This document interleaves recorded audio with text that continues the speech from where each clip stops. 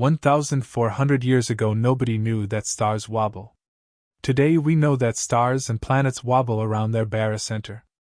What is a barycenter? We say that planets orbit stars, but that's not the whole truth. Planets and stars actually orbit around their common center of mass. This common center of mass is called the barycenter.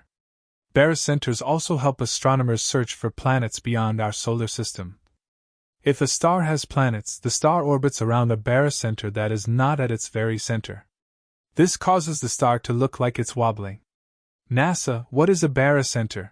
2021. As seen from above, a large planet and a star orbit their shared center of mass, or barycenter. As seen from the side, a large planet and a star orbit their shared center of mass, or barycenter. The slightly off-center barycenter is what makes the star appear to wobble back and forth.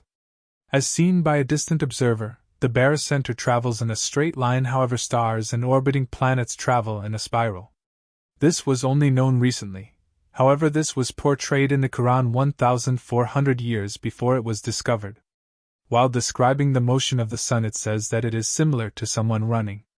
Quran. And the sun runs towards its destination. Such is the design of the Almighty, the All-Knowing.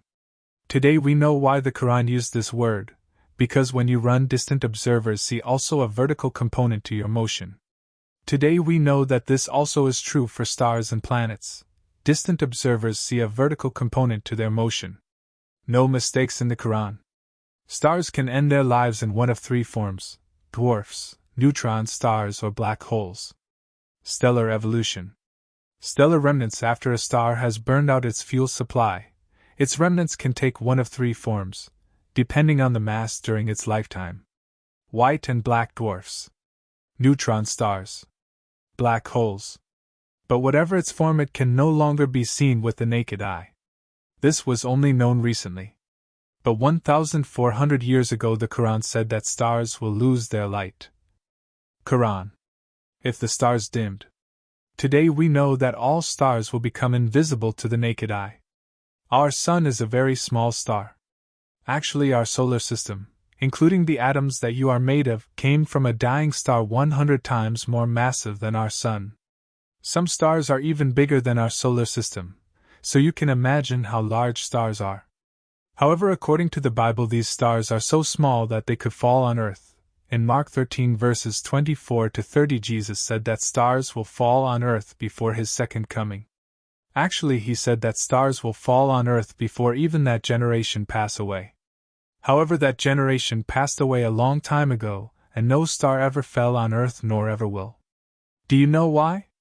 Because Earth will vaporize before it even contacts a star, so the events prophesied in the Bible are supposed to occur on Earth when Earth is already vaporized. 1,400 years ago people thought that the sun was static, that is, it didn't eject anything. However, today we know that this is false. The sun ejects coronal mass. Solar flare. A solar flare is a sudden flash of increased brightness on the sun, usually observed near its surface and in close proximity to a sunspot group. Powerful flares are often, but not always, accompanied by a coronal mass ejection. Even the most powerful flares are barely detectable in the total solar irradiance, the solar constant. The sun ejects coronal mass, but this is impossible to see in the naked eye.